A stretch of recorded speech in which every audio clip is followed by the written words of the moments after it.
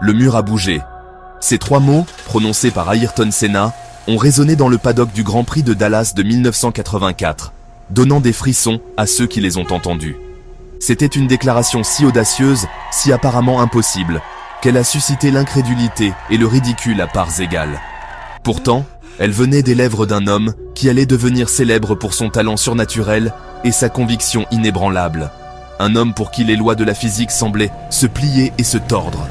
Un homme nommé Ayrton Senna. Ce n'était pas juste une remarque lancée après une course frustrante.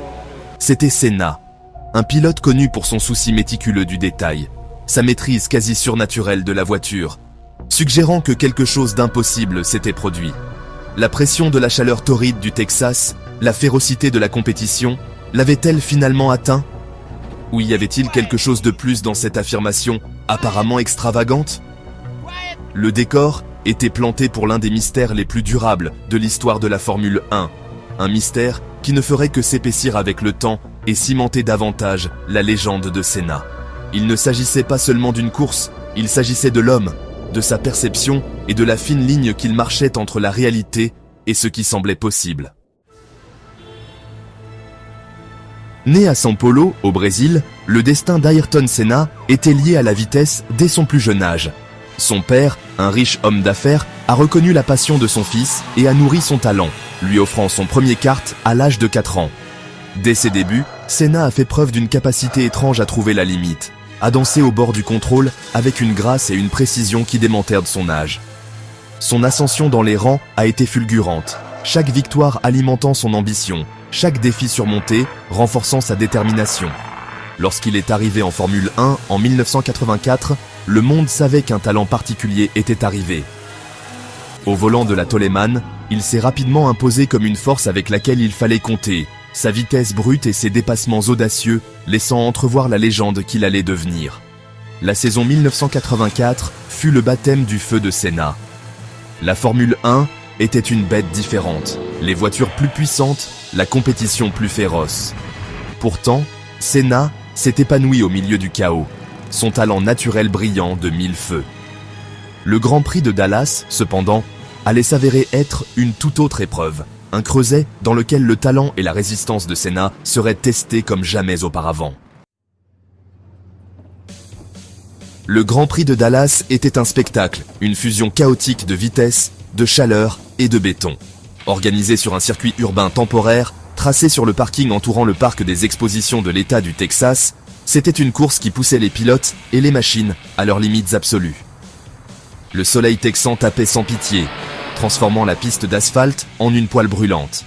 Les murs de béton impitoyables n'offraient aucune marge d'erreur, attendant de punir tout manque de concentration. La course elle-même était un microcosme de l'événement entier, impitoyable, imprévisible et absolument captivante. Les voitures glissaient et rebondissaient sur les murs, les pilotes luttant non seulement les uns contre les autres, mais aussi contre les conditions périlleuses. C'est au milieu de ce maelstrom que Senna s'est retrouvé à se battre pour une place, sa Toleman se comportant admirablement face à ses rivales plus illustres. Puis, au 41e tour, le drame est arrivé. Alors que Senna poussait sa voiture à la limite, poursuivant les leaders, son pneu avant droit a heurté le mur de béton impitoyable. L'impact a envoyé sa voiture en tête à queue, mettant fin à sa course dans un nuage de fumée de pneus et de déception. C'était un incident de course, un moment de malchance qui pouvait arriver même aux pilotes les plus expérimentés. Cependant, ce que Senna a dit ensuite allait élever cet incident d'un simple incident de course au rang de légende.